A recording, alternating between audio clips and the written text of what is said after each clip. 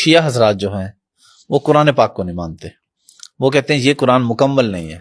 قرآن پاک کے 40 پارے تھے، 10 پارے کوئی بکری کھا گئی. بلکہ میں نام نہیں لینا چاہوں گا لیکن آپ ہی کے علماء نے کچھ کہا بھی ہے جی بالکل ہمیں اس چیز کا پتہ ہے، اور وہ 10 پارے مل گئے ہیں یا مل جائیں گے اور ہم وہ سامنے بھی لے کے آئیں گے. تو اس طرح تو مطلب یہ کیا پھر دار اسلام میں رہتے ہیں اگر آپ قرآن کو نہیں مانتے؟ تو یہ بھی انہی باتوں میں سے ہے نا، یہ جو یعنی اگر یہ باتیں اس تاریخ دور میں جاہلیت کے دور میں کوئی کرتا تو پھر توقع تھی.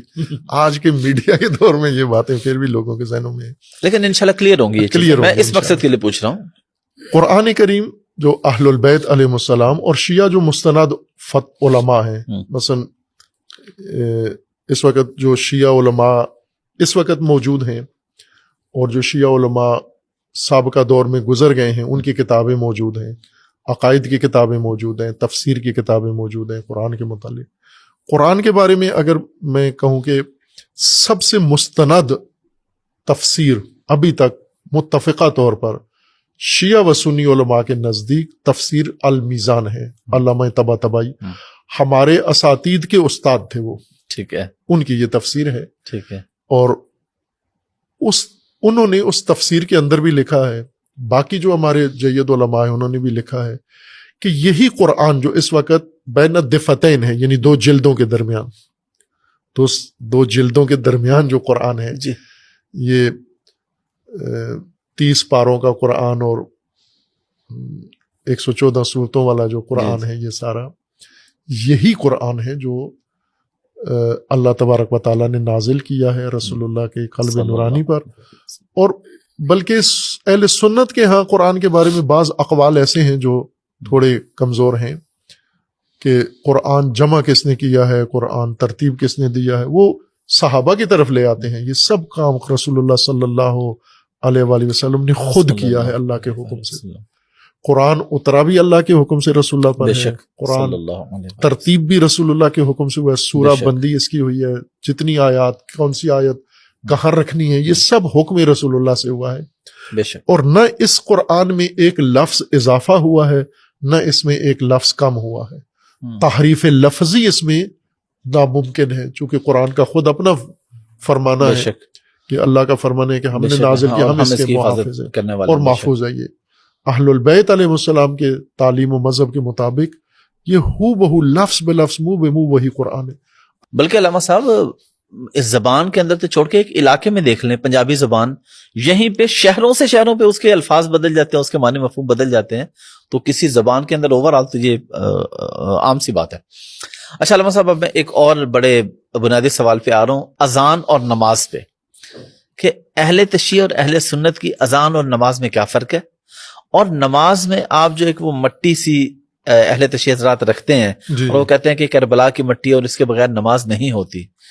تو اگر کہیں پہ کسی کو مٹی نہ ملے تو کیا اس کی پھر نماز نہیں ہوگی؟ اہل سنت اور شیعہ کی نماز میں وہ تھوڑا سا فرق ہے. اصل جو نماز کا ڈھانچہ ہے اس میں کوئی فرق نہیں ہے، خصوصیات میں فرق ہے.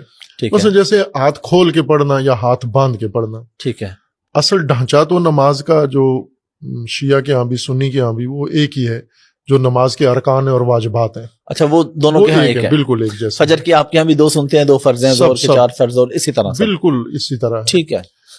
لیکن جو خصوصیات ہیں ان میں تھوڑا فرق ہے. جیسے وضو میں مثلا یہ اجتہادی مسائل ہیں، فقہی مسائل ہیں، یہ کوئی اعتقادی باتیں نہیں ہیں کہ شیعہ فقی نے آیا وضو سے یہ استنباط کیا ہے، اس طرح سے سمجھا ہے کہ وضو چہرہ دھونے اور بازو دھونے سے اور سر اور پاؤں کا مسح کرنے سے ہوتا ہے. لیکن اہل سنت کے ہاں وہ پاؤں دھو بھی لیتے ہیں، ہاں جی، اور سر کا مسح کرتے ہیں، پاؤں دھو لیتے ہیں اور دھوتے ہیں، اور دھوتے بھی. ایون اہل سنت کے ہاں بھی کہیں پہ پاؤں کا مسح بھی ہے. یعنی یہ اختلاف ہے، موجود ہے، اہل سنت کے آپس میں بھی ہے، شیعہ کے ساتھ بھی، اور یہ فرعی اختلاف ہے. ٹھیک ہے. بنیادی نماز کا ڈھانچہ ایک ہی ہے، رکعات، اوقات سب ایک جیسے ہیں. ایون سنیوں میں بھی ہاتھ چھوڑ کے نماز پہ ایک امام کے نزدیک ہاتھ چھوڑ کے پڑھتے ہیں. مالکی آپ مکہ میں جائیں تو آپ کو لگے گا ایک بہت بڑی جمعیت ہاتھ کھول کے. میں پہلے خود غلط فہمی میں شکار ہو گیا، میں سمجھا یہ شیعہ ہے، لیکن وہ سجدگاہ نہیں تھی ان کی، تو میں سمجھا یہ سجدگاہ اس لیے نہیں رکھتے کہ سعودی عرب والوں سے ڈرتے ہیں تو وہ رکھنے نہیں دیتے، لیکن وہ پتہ چلا وہ سنی ہیں، وہ سارے جو ہاتھ کھول کے نماز پڑھ رہے ہیں، مالکی فقہ کے جو مراکش اور ان ممالک سے آتے ہیں بالکل وہاں سے وہ مالکی فقہ کے پیروکار ہیں اور ہاتھ کھول کے نماز پڑھتے ہیں. بس یہ جزئی سا فرق ہے، کوئی بنیادی فرق نہیں ہے نماز کے. اور اذان میں کیا ہے؟ اذان میں بھی اسی طرح سے ہے کہ اذان میں جو اذان کے اصل ارکان ہیں وہ سب کے ملتے جلتے ہیں، اس میں کوئی فرق نہیں ہے. ٹھیک ہے. جیسے شہادت توحید ہے، شہادت نبوت ہے، ٹھیک ہے، اور خود نماز کی طرف جو حی علی الصلاۃ، ٹھیک حی علی الفلاح یہ ہے. ٹھیک ہے. ایک چیز جو شیعہ کے ہاں ہے کہ حی علی خیر العمل کہتے ہیں ہم. ٹھیک ہے. یہ تھا، یہ جزء اذان تھا، رسول اللہ ایسا ہی اذان کہا کرتے تھے اور اہل البیت بھی ایسے ہی اذان کہتے تھے اور خلفاء کے دور میں بھی ایسے تھی اذان. لیکن جب وہ جہادی دور شروع ہوا فتوحات کا تو وہاں پر چونکہ حی علی خیر العمل کا مطلب یعنی سب سے بہترین عمل کی طرف آؤ آپ، جبکہ اس وقت جہاد سب سے بہترین عمل تھا. تو حاکم نے، خلیفہ نے حکم دیا کہ اس طرح سے جہاد کی اہمیت کم ہو رہی ہے، لوگ نماز کو بڑا سمجھتے ہیں، جہاد کو اتنا اہمیت نہیں دیتے، تو وہ جہاد کی وجہ سے یہ اجتہادی ایک رائے قائم کی گئی کہ یہ نہ کہا جائے. اس کی جگہ الصلاۃ خیر من النوم، یعنی نماز مطلقہ خیر چیز نہیں ہے، نیند سے بہتر ہے، جہاد سے بہتر نہیں ہے. تو اس لیے یہ ایک تصرف کیا گیا. ٹھیک.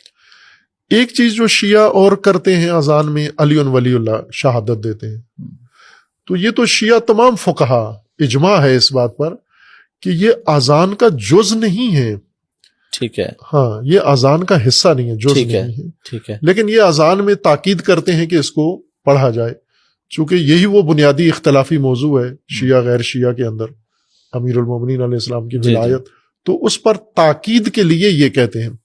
اور نماز ایک ایسی چیز، اذان ایسی چیز ہے جو نماز کی طرح نہیں ہے کہ اس میں اگر کوئی اضافی چیز آپ نے کہہ دی تو باطل ہو جاتی ہے، نہیں ہوتی باطل.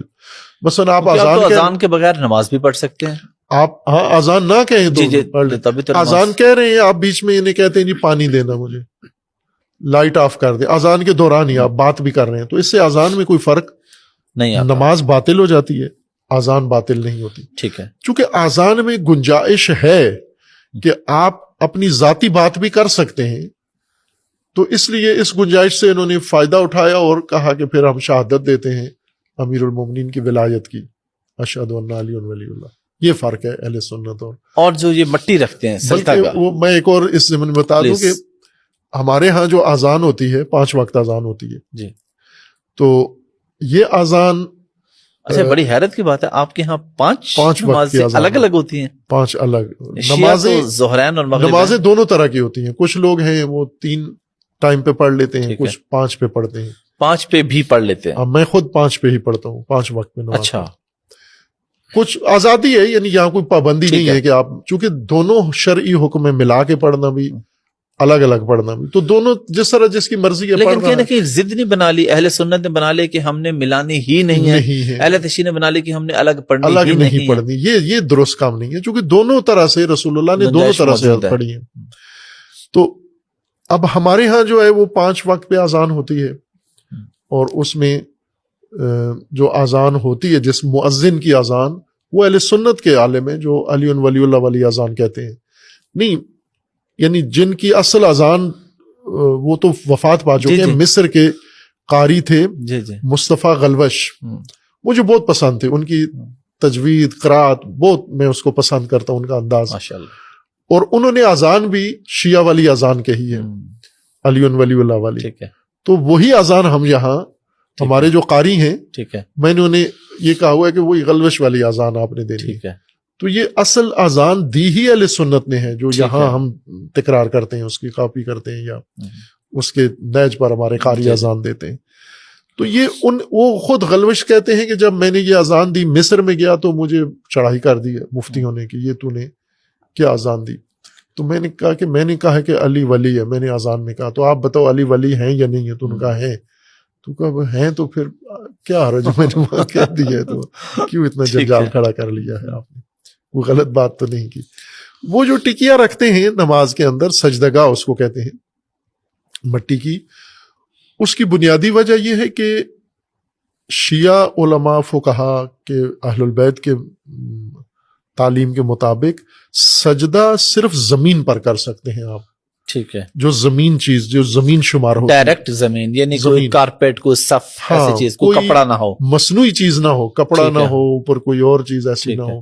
جو زمین کا حصہ ہے، ٹھیک ہے، زمین کا جز ہو سکتا ہے، وہ آپ کر سکتے ہیں. ٹھیک ہے. لہٰذا آپ خاک پہ سجدہ کریں، ریت پہ کریں، مٹی پہ کریں، گھاس پہ کریں، پتے پہ کریں، لکڑی پہ کریں، جو زمین سے نکلی ہوئی اب زمین کی چیزیں ہیں ان پہ جو زمین شمار ہوتی ہیں. ٹھیک ہے. لیکن جو آپ نے معدنیاتی چیزیں بنائی ہیں، لوہا ہے، دانتیں ہیں، معدنیات سے نکالا ہے، یا آپ نے پلاسٹک ہے، کپڑا ہے، یہ نہیں ہو سکتا چونکہ زمین کا حصہ نہیں ہے، بلکہ زمین کو ڈھانپا ہے آپ نے ان چیزوں سے، زمین نیچے چھپا دی ہے. تو اصل جو بنیاد ہے وہ یہ کہ سجدہ آپ نے زمین پہ کرنا ہے، جو قرآن کریم کی اصطلاح ہے کہ سجدہ زمین پہ کرنا ہے آپ نے. تو زمین کا جو چیزیں شمار ہوتی ہیں وہ یہ ہے. اب آج کل کے دور میں چونکہ جیسے ابھی ہم جہاں بیٹھے ہوئے ہیں تو نیچے زمین تو چھپی ہوئی ہے، اوپر بالکل شیٹ لگی ہوئی ہے ایسے. بالکل. تو یہاں ہم نے زمین یا تو اس کو پھاڑیں یا باہر جائیں کسی اور جگہ، تو سہولت کے لیے یہ مٹی کی ٹکیاں بنا لیتے ہیں. ٹھیک ہے. یا لکڑی یا پتا یا کوئی چیز ایسی. یعنی یہ میدان کربلا کی مٹی نہیں ہے؟ نہیں، یہ تو عام مٹی ہے، اپنے علاقے کی مٹی ہے. وہ ایک الگ موضوع ہے کہ کربلا کی تربت اس کو کہتے ہیں، تربت سید الشہداء، کہ اس کا ایک اپنا حیثیت ہے کہ اس میں شفا ہے اور وہ تبرک ہے. وہ ہونا ضروری نہیں ہے، مٹی ہونا. آپ اپنے لاہور کی مٹی لے لیں، آپ اپنے گاؤں کی مٹی لے لیں. ٹھیک ہے. سجدہ مٹی پر ہونا ہے، زمین پر ہونا ہے، اس کی یہ حکمت. علامہ صاحب، آپ نے ماشاءاللہ سفید سوٹ پہنا ہوا ہے، تو شیعہ حضرات تو صرف کالے کپڑے پہنتے ہیں، یا کالے کپڑے کیوں پہنتے ہیں؟ کالے کپڑے مجالس میں پہنتے ہیں، محرم میں پہنتے ہیں، عزاداری کے علامت ہے، عزا کی. ٹھیک ہے. سیاہ ہو جاتا ہے، سیاہ پوش. ٹھیک ہے. اور کئی ملکوں میں ہے مختلف، مثلا انڈیا میں عزا کی علامت سفید کپڑے ہیں، وہ سفید کپڑے پہنتے ہیں. جب کوئی مر جائے تو وہ سارے سفید پوش ہو جاتے ہیں. ٹھیک ہے. اسی طرح بعض دیگر ملکوں میں وہ سیاہ پہن لیتے ہیں. تو اب شیعہ کے ہاں یہ ہے کہ عزادار سیاہ لباس عزا کی علامت ہے. ٹھیک ہے. تو وہ خصوصاً محرم میں ہی پہنتے ہیں، ہمیشہ نہیں پہنتے، مختلف لباس پہنتے ہیں. جس طرح دوسرے اور محرم میں بھی بلیک سے ہٹ کے وائٹ بھی کوئی اور بھی پہنا جا سکتا ہے، اہل تشیع کے نزدیک. ٹھیک ہے. کوئی بھی آپ اکثریت تو نہیں پہنتے کالے کپڑے، کم لوگ پہنتے ہیں. باقی جو معمول کے لوگ ہیں، مثلا آپ اپنے کولیگس کو دیکھیں، آفیسز میں دیکھیں، تو وہ دوسرے معمول روٹین کے پہنے